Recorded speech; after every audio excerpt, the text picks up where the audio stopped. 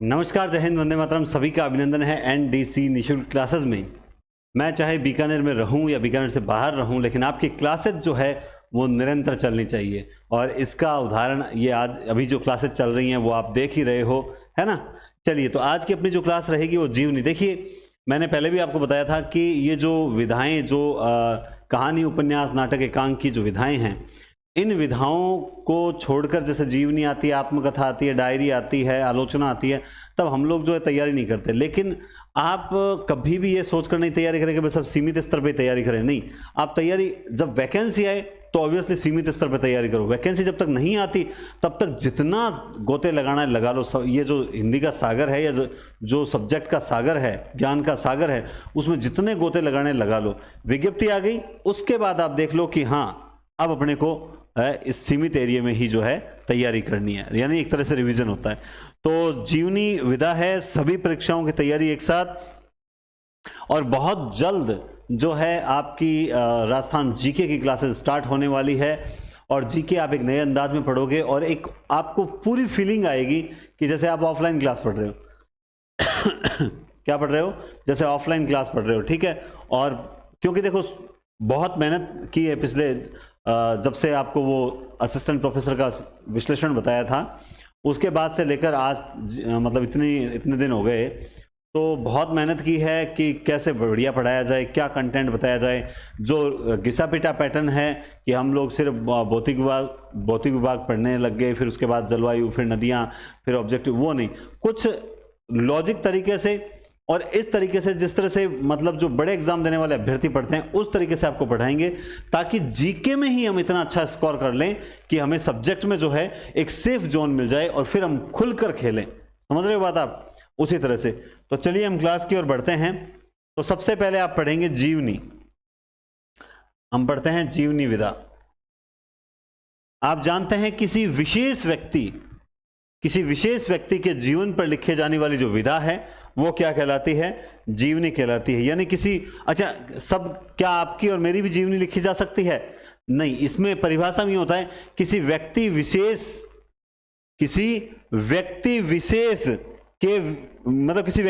के जीवन वृतांत पर लिखी जाती है ताकि उसके जीवन वृतांत से कुछ हमें प्रेरणा मिले।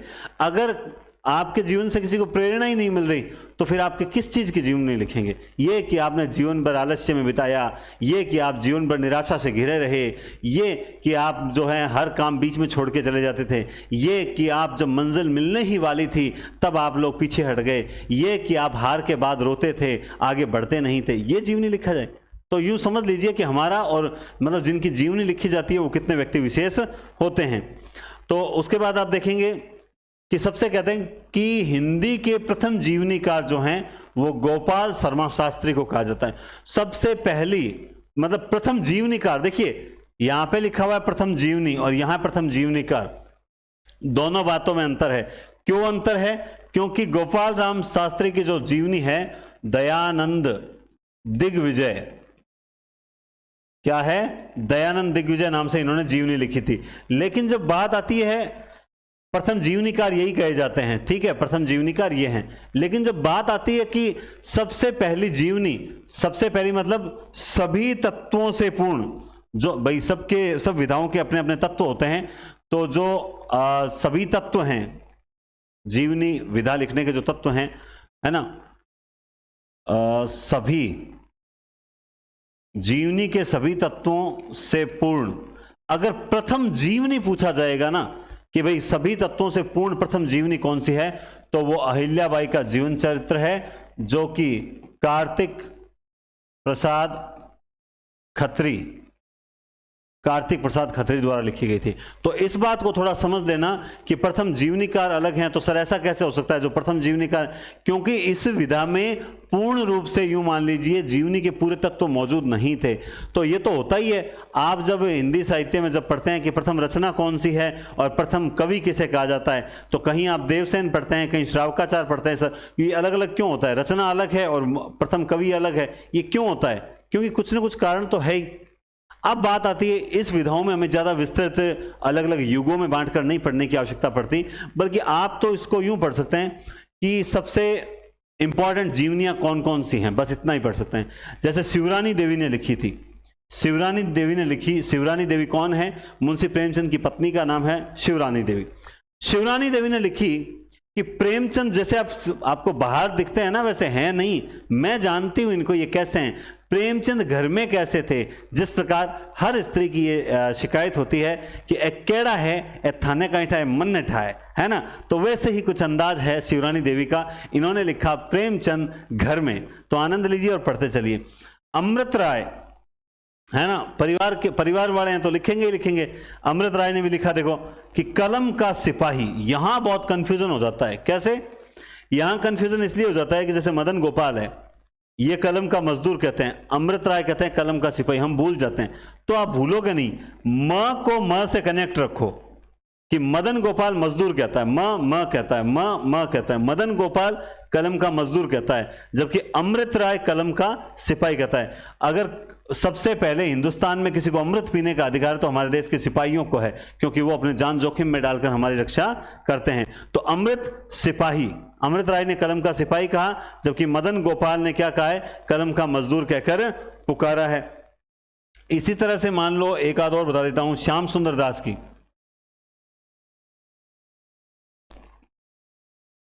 श्याम सुंदर दास की है हिंदी कोविद रत्न माला। क्या नाम बताया मैंने? लिख देता हूं, हिंदी कोविंद रत्न माला। इसमें इन्होंने क्या किया? ये श्याम सुंदर दास की बहुत बड़ी जीवनी है, और ये कितने खंडों में है? दो खंडों में ये जीवनी लिखी गई है। मतलब खंड क्या, भाग, सॉरी, खंड या नहीं लिखूंगा, क्या है ये? 2 भागों में ये जीवनी है। और इसमें कहा जाता है हिंदी के 40 क्या है इसमें? हिंदी के 40 साहित्य, जो प्रमुख साहित्यकार हैं उनकी जीवनियां हैं। हिंदी के 40 साहित्यकारों की ये जीवनी लिखी हुई है। ठीक है, इसी तरह से मैं आपको एक और बता देता हूं, बदंत आनंद कौशल्यायन। बदंत आनंद कौशल्यायन, ये इनकी भी जीवनी जो है वो गौतम बुद्ध पर लिखी थी। इन्होंने किस पर लिखी थी? गौतम बुद्ध पर लिखी थी। तो ये भी अपने आप में क्या हो जाती है? प्रसिद्ध हो जाती है। ठीक है, और इसके अलावा जैसे जीवनी में आपको बताऊं, एक राम नरेश त्रिपाठी की, राम नरेश त्रिपाठी, बहुत बढ़िया है, ध्यान रखना। राम नरेश त्रिपाठी की है कि गांधी जी कौन है, गांधी जी कौन है, ये भी अपने आप में बहुत है। जैनेन्द्र की आगे लिखी हुई है, जिसमें वो कहते हैं कि अकाल पुरुष गांधी, वो बताऊंगा। ठीक है, काका कालेलकर ने लिखी थी, काका काला नहीं है, काका कालेलकर, काका कालेलकर ने भी गांधी के जीवन पर लिखी थी, और उसका नाम क्या रखा था काका कालेलकर ने? बापू की झांकियां। क्या है? बापू की झांकियां। क्या है? बापू की झांकियां, काका कालेलकर ने लिखी थी। बात करूं मैं अगर गणेश शंकर विद्यार्थी की, किसकी बात करूंगा मैं? गणेश शंकर विद्यार्थी, बहुत इजी है। गणेश शंकर विद्यार्थी, इन्होंने लिखा था श्री गांधी। क्या लिखा था? श्री गांधी। लेकिन अब मैं आपको जो बताने जा रहा हूं वो इससे भी इंपॉर्टेंट है। एक बहुत गांधी जी के जीवन से अगर कोई सबसे प्रसिद्ध जीवनी मानी जाती है तो वो रोमा रोला द्वारा लिखी गई थी, है ना, महात्मा गांधी विश्व के अद्वितीय पुरुष। रोमा रोला ने लिखी थी, रोमा रोला ने लिखी थी महात्मा गांधी, है ना, महात्मा गांधी विश्व के दिव्य पुरुष, विश्व के अद्वितीय पुरुष, जिनके जैसा कोई दूसरा नहीं हुआ। महात्मा गांधी विश्व के अद्वितीय पुरुष, ये जो हैं बहुत इंपॉर्टेंट हैं। इनका बारे में ये भी याद रखना साथ में आप कि ये 3 खंडों में है। कितने खंडों में है? मतलब महात्मा गांधी के जीवन से अगर संबंधित कोई जीवनी सबसे ज्यादा प्रसिद्ध है ना, वो यही प्रसिद्ध है, महात्मा गांधी विश्व के अद्वितीय पुरुष। है ना, ये है रोमारोला महात्मा गांधी। तो ये इतनी जीवनियां तो मैंने आपको याद करवा दी। हिंदी के प्रथम जीवनीकार कौन है, तो गोपाल शर्मा शास्त्री है, दयानंद दिग्विजय लिखा। हिंदी के प्रथम जीवनी कार्तिक प्रसाद खत्री के अहिल्याबाई का जीवन चरित्र कही जाती है। मुंशी प्रेमचंद घर में शिवरानी देवी ने लिखी, जबकि अमृत राय लिखी थी कलम, अमृत राय ने लिखी कलम का सिपाही, जबकि मदन गोपाल ने लिखी थी कलम का मजदूर। तो वहीं हमने बात की थी, रामनरेश त्रिपाठी ने पूछा कि गांधी जी कौन है, तो गणेश शंकर विद्यार्थी पूछते हैं कि गांधी, श्री गांधी, क्या पूछते हैं, श्री गांधी।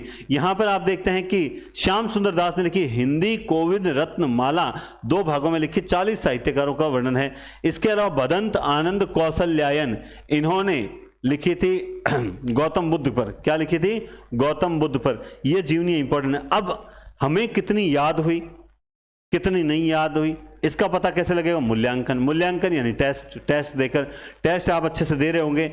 देखो अब टेस्ट में आपको जो क्वेश्चन नहीं आता है ना, उस पर रिपोर्ट मत किया करो, बल्कि जो क्वेश्चन आप, जो टेस्ट सीरीज चल रही है हिंदी पॉइंट पर, उसमें आपको लगता है कि ये क्वेश्चन कंफर्म गलत है, उस पर रिपोर्ट किया करो, है ना, ताकि हम लोग चेक कर लेते हैं, और गलत होगा तो उसका आंसर चेंज होगा और आपके पास नोटिफिकेशन आता होगा। और इसी बहाने क्या है कि मैं भी ये चाहता हूं व्यक्तिगत रूप से कि एक बार विज्ञप्ति से पहले पहले आपकी पूरी टेस्ट सीरीज हो जाए, फिर इन टेस्ट सीरीज को वापस जंबल करके, इसमें से कुछ क्वेश्चन हटा के कुछ नए ऐड करके आपकी वापस दोबारा टेस्ट सीरीज स्टार्ट करेंगे। आपको क्या लगता है मैं एक टेस्ट सीरीज करवा कर कह दूंगा भाई आपने जो टेस्ट सीरीज खरीदी थी बस हो गई एक बार टेस्ट सीरीज? नहीं, मैं अभी तक आपको और ज्यादा बढ़िया प्रैक्टिस करवाने वाला हूं। इनको थोड़ा सा ऊपर नीचे करके कुछ, हाँ क्वेश्चन लगभग यही रहेंगे, लेकिन एक बार जब वापस ये टेस्ट के रूप में आपके सामने आएंगे, है ना, आप जो ये एक लालच होता है, मैं क्योंकि आपके स्टूडेंट के साथ धोखा हुआ है, तभी तो स्टूडेंट डर के, वो कहता है डरा हुआ है, तो वो कहता है सर आप अटेम्प्ट ज्यादा दे दो। मैं कहता हूं किस लिए अटेम्प्ट ज्यादा दे दो, क्या करोगे अटेम्प्ट ज्यादा का, कुछ जरूरत नहीं है अटेम्प्ट, बल्कि टेस्ट सीरीज ऐसा तो मान लो जो बच्चे अभी तक लास्ट में लेंगे उन बच्चों का नुकसान थोड़ी होगा। नहीं, कुछ नहीं होगा, मैं खुद इन टेस्ट को जंबल करके आपके टेस्ट करवाता रहूंगा, तो अटेम्प्ट अपने आप मिलते रहेंगे। तो आप अटेम्प्ट की चिंता ना करें, मुझे लगेगा आप फुल कर दो, मैं फुल कर दूंगा, लेकिन फुल करने का मतलब नहीं है, सिस्टम से टेस्ट सीरीज करवाई जाती है तब फायदा मिलता है। अभी तक भी बच्चे मैसेज करते हैं सर टेस्ट सीरीज हम कौन सी लें, तो मैंने आपको पहले भी बता रखा है कि आप नेट सेट की लेते हो तो ये टेस्ट सीरीज है, स्कूल व्याख्याता की लेते हो तो इसमें, हाँ सब में अपना अपना पूरा है। इसमें साहित्य काव्य शास्त्र, इसमें जैसे उपन्यास अलग से जो रखते हैं ना, वो अभी तक हुए नहीं है। वो तो आपके यूं मान लीजिए कि इस उद्देश्य से तो आपके दिसंबर वाली नेट काम आएगी, क्योंकि वो पार्ट अभी तक मुझे करवाना बाकी है। स्कूल व्याख्याता का पूरा कोर्स होगा इसमें, ये सेकंड ग्रेड के पूरे संपूर्ण सिलेबस की टेस्ट सीरीज है, प्लस इसमें आपको नोट्स फ्री मिलेंगे। अब बोलते हैं सर नोट्स कैसे मिलेंगे, नोट्स टेस्ट सीरीज लेने पर नोट्स आपको साथ में निःशुल्क मिलेंगे, ठीक है। ये केवल व्याकरण है जो राजस्थान पुलिस एसआई वगैरह बच्चों के लिए है, ग्राम सेवक पटवारी है इनके लिए है, लेकिन ये क्या है, ये इन सब का कॉम्बो है, यानी इनका ही नहीं, इसके अलावा जैसे डीएसएसबी है, मैंने आपको बताया, एनवीएस है, केवीएस है, पीजीटी, केवीएस, पीजीटी, टीजीटी है ना, इसके अलावा पंजाब के मास्टर कैडर पंजाब है, यूपी पीएससी है, ठीक है, एमपी पीएससी है, महाराष्ट्र है। पूरे भारत में कहीं पर भी अगर हिंदी का कोई एग्जाम होता है, उन सब के लिए इंपॉर्टेंट टेस्ट सीरीज जो है वो ये है। साथ में आपको नोट्स मिलेंगे और 100+ आपको टेस्ट मिलेंगे, और वो भी मतलब रिवाइज होकर मिलेंगे, तैयारी शानदार होगी। तो अगर नहीं परचेज किया तो निश्चित रूप से खरीदें, क्योंकि आप ये सोचते हो ना बाद में मारवाड़ी में कहावत चल रहा है, हमारे बीकानेर खाने पश्चिमी राजस्थान गानी कि पछेरो पिछोकड़ो है, कहीं है पछेरो पिछोकड़ो है, तो टेंशन मत ले, अभी लेवें और प्रैक्टिस स्टार्ट करें जैसे भी हैं, ठीक है। कहां मिलेगी आपको ये, आपको प्ले स्टोर से हिंदी पॉइंट एप्लीकेशन डाउनलोड करना होगा। आगे चलकर, अभी तो नहीं है, इन फ्यूचर हम इसका नाम भी चेंज करवाएंगे, इसका नाम भी एनडीसी क्लासेस नाम से करवाएंगे, ठीक है, लेकिन अभी तो इसका नाम क्या है, हिंदी पॉइंट है, ठीक है। चलिए, तो क्लियर है, देख लेना। आइए हम फिर बात करते हैं राम वृक्ष बेनीपुरी। क्या नाम है, राम वृक्ष बेनीपुरी। राम वृक्ष बेनीपुरी ने सरदार पटेल, जयप्रकाश नारायण इन पर लिखा। क्या लिखा, सरदार पटेल, जयप्रकाश नारायण, एक तो सरदार पटेल पर लिखी थी और एक जयप्रकाश नारायण पर लिखी थी। आपको एक बहुत बढ़िया चीज बताता हूं कि राजनीतिक, जो राजनीति के नेता है, यूं मान लीजिए राजनीतिक व्यक्ति चरित्र, समझ गए, जो राजनीतिक नेताओं पर जीवनियां लिखने में सबसे अग्रणी व्यक्ति कौन है, जिन्होंने राजनीतिक लोगों पर लिखा, जैसे स्टालिन पर लिखा, मार्क्स पर लिखा, लेनिन पर लिखी, ये जीवनियां लिखने वाला व्यक्ति कौन है, वो व्यक्ति है राहुल साकृत्यायन। क्या है? राहुल साकृत्यायन। समझ गए बात आप? राहुल साकृत्यायन है। इसके अलावा आप अगर पूछोगे कि विष्णु प्रभाकर ने सर जीवनी लिखी थी, बिल्कुल लिखी थी। आवारा मसीहा लिखी थी, किसके जीवन पर लिखी थी? शरद चंद्र।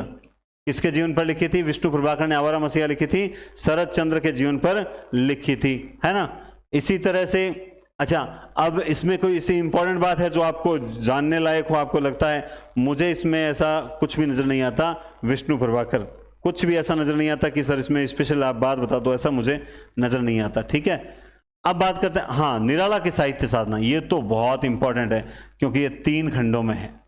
क्या है ये? 3 खंडों में है निराला की साहित्य साधना। पहले एक और बता दूं आपको, चलो जरूरत नहीं है। 3 खंडों में निराला की साहित्य साधना। ये 1900, ये 3 खंडों में है या कितने में है? मुझे मेरे हिसाब से 3 खंडों में होना चाहिए। यही है क्या? याद नहीं आ रहा भाई। कितने खंडों में आपको याद आ रहा है क्या रामविलास शर्मा की? मुझे याद नहीं आ रहा जहां तक। 3 खंडों में है या नहीं है? चलो देखना जैसे उस दिन, मतलब कई बार क्या होता है माइंड चूक जाता है। जैसे एक वो क्लास आई थी आपके निबंध वाली, जिसमें श्री राम शर्मा का बोलती प्रतिमा निबंध में लिखा हुआ था, फिर मैंने बाद में उसको सही करवाया था। तो इसी तरह से कई बार यही होता है एग्जाम में। जैसे उस दिन एक जीके वाली क्लास में मतलब बताया था कि हम लोग है ना, जैसे ए बी सी और डी हमने प्रश्न पढ़ा, प्रश्न पढ़ते ही उत्तर पे दिमाग चला गया भाई बी होगा, तो ठीक है। अगर हम लोग दिमाग में सोचने लगे कि नहीं यार मैं वापस देखता हूं, कुछ देर आपको आ रहा है उत्तर बी, आप गौर से देख लें। आप जितनी ज्यादा बार देखोगे ये बी आपको गलत नजर आएगा, आपको सी भी सही लगेगा, आपको डी भी सही लगेगा। यही होता है कई बार जो है ना, माइंड ऐसा चूकता है कि आप पूछो ही मत, है ना, फिर कुछ नहीं होता। खैर चलिए छोड़िए।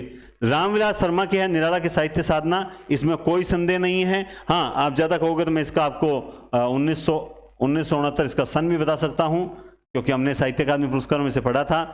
रामचंद्र शुक्ल ने लिखी थी अकाल पुरुष गांधी। क्या ये सही है क्या? बिल्कुल गलत है, ये बिल्कुल गलत है। ये जैनेन्द्र की है, आपके नोट्स में सही कर लेना। ये जैनेन्द्र की है अकाल पुरुष गांधी। क्या है? किसकी है? जैनेन्द्र की है अकाल पुरुष गांधी। नरेंद्र मोहन कहते हैं मंटो जिंदा है। नरेंद्र ने मोहन से कहा मंटो जिंदा है। क्या कहा? मंटो जिंदा है। नरेंद्र मोहन की मंटो जिंदा है, नरेंद्र ने मोहन से कहा मंटो जिंदा है। विश्वनाथ त्रिपाठी जिन्होंने लिखी थी, जो बहुत इंपॉर्टेंट है, व्योमकेश दरवेश, व्योमकेश दरवेश है ना, और ये लिखी थी हजारी प्रसाद द्विवेदी पर, हजारी प्रसाद द्विवेदी पर, ये हजारी प्रसाद द्विवेदी पर लिखी थी, याद रखें। ठीक है, और मंटो जिंदा है बताई दी आपकी, 2012 की है। कब की है ये? 2012 की है। इसके अलावा आप घनश्याम दास बिड़ला, इन्होंने भी जीवनी लिखी थी। जीवनी का नाम क्या रखा था? बापू रखा था। क्या रखा था इन्होंने नाम? बापू रखा था। और एक और लिखी थी, एक ही नहीं लिखी, 2 लिखी थी, मेरे जीवन में गांधी जी। क्या लिखी थी? मेरे जीवन में गांधी जी। ये भी इनके द्वारा ही लिखी गई है। इसी तरह से आपको बताऊं, आपको याद आ जाएगा कि गंगा प्रसाद पांडे, बहुत इजी है जीवनियां याद करनी, पांडे, इन्होंने लिखी थी महाप्राण निराला। इसीलिए तो हम कहते हैं कि निराला को महाप्राण की उपाधि किसने दी थी? गंगा प्रसाद पांडे ने जब महाप्राण निराला लिखी तब दी थी, है ना। और राजकमल चौधरी, राजकमल चौधरी है ना, राजकमल जी चौधरी, तो वो है तार सप्तक में है, राजकमल राय, शिखर से सागर तक, शिखर से सागर तक, ये भी राजकमल राय की भी ऐड क्यों है इसमें? क्या है, मैंने क्यों लिखा ये? आप कहोगे सर इंपॉर्टेंट है क्या? हाँ बिल्कुल इंपॉर्टेंट है।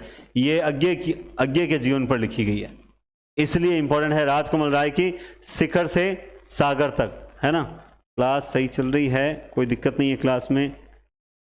हाँ ठीक है, ओके है सब। चलिए ठीक है, तो ये राजकमल राय शिखर से सागर तक हो गई, अज्ञे विष्णु प्रभाकर हो गया, रामविलास शर्मा निराला की साहित्य साधना, जैनेन्द्र का अकाल पुरुष गांधी, घनश्याम दास बिड़ला हो गया, गंगा प्रसाद पांडे हो गया, मदन गोपाल मैंने करवा दिया, रामविलास शर्मा करवा दिया, विष्णु प्रभाकर करवा दिया। अब देखो इस तरह से तो और एक्स्ट्रा पढ़ते रहें तो पढ़ते रहो भली, बाकी मैंने लगभग सारी आपको करवा दी है। ठीक है, जीवनियाँ जो है मेरी दृष्टि से इतनी ही जीवनियाँ हैं। अच्छा, आप कहोगे सर आपने नोट्स कैसे तैयार किए, मैं आपको वो भी बता देता हूँ। मैंने आपको पहले भी बताया है कि जितने भी नेट के एग्जाम्स हुए हैं अब तक लगभग 15-20 सालों पीछे, उन पेपर्स को लेकर बैठे और जैसे red pen, blue pen, black pen, 4-5 तरह के पेन लेकर बैठे और सभी पेन मतलब जैसे पहले पेपर में एक क्वेश्चन देखा कि जो जीवनी है उस पर रेड गोला करना है, तो पहले पेपर में देखा कि इसमें एक क्वेश्चन आया हुआ है, दूसरे पेपर में 2 आए हुए हैं, किसी में 1, यूं करते करते सारे जो प्रश्न है जीवनी वाले उन पर निशान लगा लिया। फिर दोबारा 1 नंबर पेपर पे आए कि अब आत्मकथा है या निबंध है जो भी है उस पर जो है ब्लैक गोला लगाना है, तो ब्लैक गोला सब पर लगाया। तो यूं करते करते हमने निबंधों के और जीवनियों के, आलोचनाओं के, कहानी उपन्यास के क्वेश्चन अलग अलग कर लिए।